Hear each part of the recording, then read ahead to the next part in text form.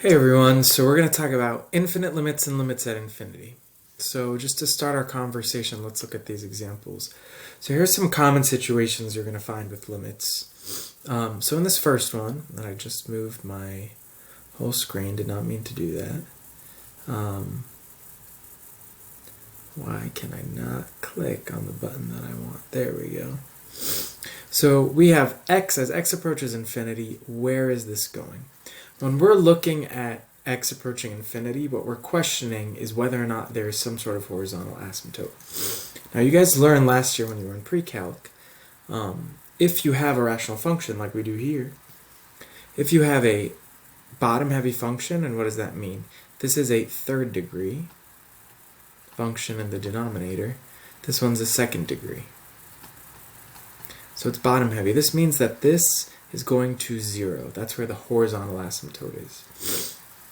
Now, if we look at number 2, same idea. We have, now here though, they're equal. So do you see how these are both 7th degree polynomials? When we have that situation, that means we can find the horizontal asymptote by dividing the leading coefficients. So in this case, we're going to negative infinity. This thing here is going to be negative because this will be negative if I substitute a really big number. Anything that's 7th, negative, really big number. Same thing with the bottom. So I have a negative over a negative, so that's still going to be a positive. So it's going to be 3 over 2. This situation, let's think about this just from the perspective of a number. We know that cosine is going to be between -1 and 1. The biggest it'll be is 1, smallest it'll be is -1, no matter what x is. But now x is getting really, really, really big, so we're either going to divide -1 by something really, really big, or 1 by something really, really big.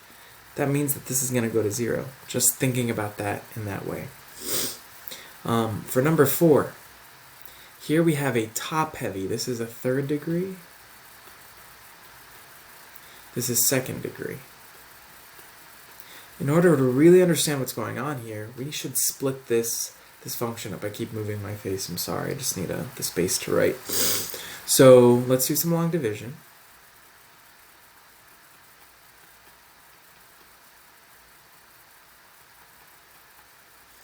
Two x squared goes into x cubed.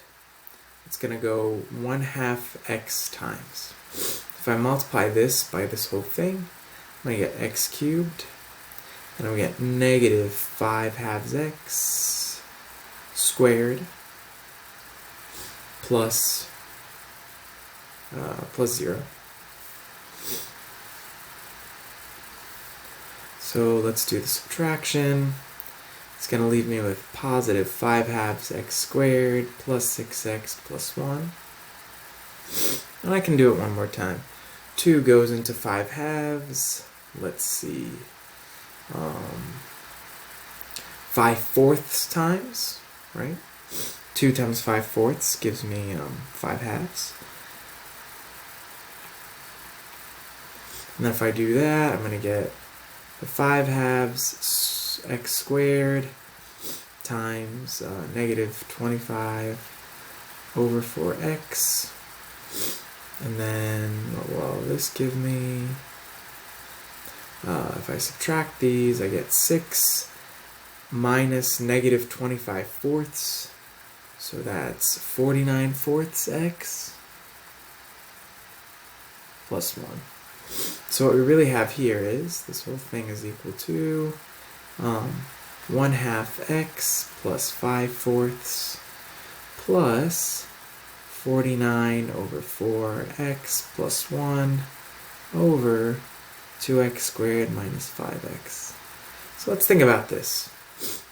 This thing here is going to 0. We have bottom heavy. This is a quadratic, this is linear. So this thing goes to 0. This piece, however, is going to infinity. So what this limit actually is going to is infinity. You could think about what the graph is going to look like, right? We know that as we go to the right, thinking just about any rational function with an oblique asymptote like this one in this situation, think about that shape. It's going to go off to the right and keep increasing. Now this one is one of my favorites. The inverse of tan. Let's think about what that graph looks like. We know that tangent looks like this. This is the graph of tan x. Well, I'm now going to think about what the graph of inverse tangent looks like. Well, inverse tangent, I just have to take the reflection of this. It's going to be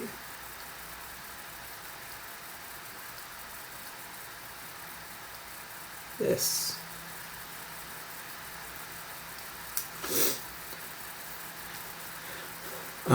As I can see, as I go to negative infinity, I'm getting closer and closer to negative 1/2, but I'll never reach it, which is why that's the limit. I have a horizontal asymptote right there. Okay, let's see these next few. So a function can have at most 2 horizontal asymptotes. And the way I figure it out, the horizontal asymptotes, I take the limit as x approaches infinity and the limit as x approaches negative infinity. You could have a situation like this. Right here I have 2 horizontal asymptotes. Here I just have 1, and then this function keeps going. And then here I also have 1, but as I go to negative infinity and positive infinity, I approach it the same way. Now let's think about a situation like this. If I have x over square root of x squared minus 1, I can think of this, really this is linear right now, and I have a quadratic in the square root. Really this is going to be linear over linear. What does that mean? Well, I know that the square root of x squared, I can just for a little bit ignore the minus 1. It's not really going to do much. I really have x over the absolute value of x, as I tell you in this note. So really the function I'm looking at is x over x. So this limit is going to go to 1, right? 1 over 1. Now let's look at here. Here I could think of this as 2x plus 5 over the absolute value of x. Again, linear over linear, but you have to remember this is going towards a negative. So I have negative 2 over positive 1. That's going to give me negative 2. And always, if you're in doubt, you can put this in a calculator in Desmos or whatever and see what it's actually going to. What about a situation like this? Some of you might plug in your infinity and say, well, Mr. Nanu, this is going to infinity, and this is going to infinity, so that equals 0. Not true.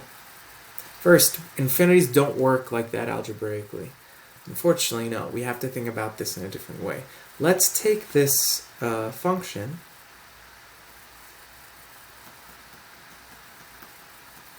and we're going to multiply by some version of the conjugate. And I'm actually going to make this longer.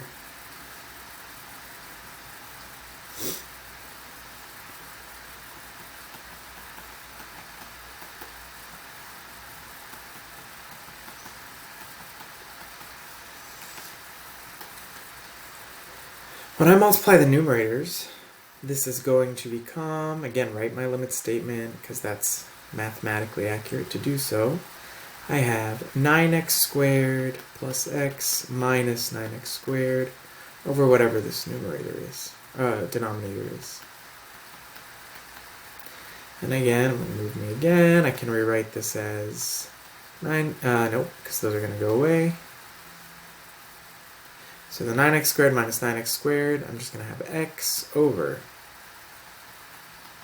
this.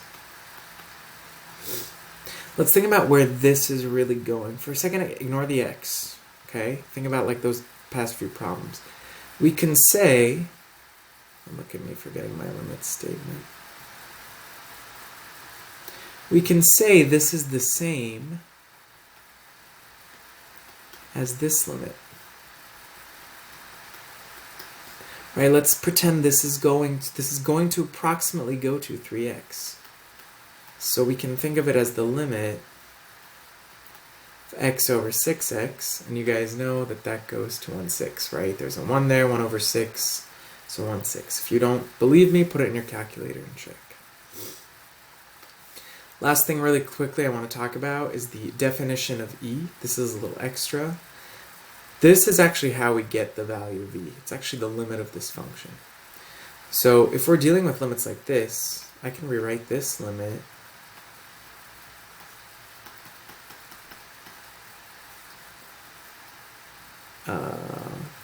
as this. This is one of your properties. I know this whole thing is going to e, so that's e to the third. Similarly here, let's look at this alternate definition. I can rewrite this one as limit as x approaches infinity of 1 plus x raised to 2 over x, right? Look at how I rewrote this as this. Now this can be considered as this using some of my exponential properties. Let me just erase this. 1 over x raised to the second. So this thing is going to e. So the answer is e to the second. Sorry, that was a lot, but I just wanted you to see all those examples.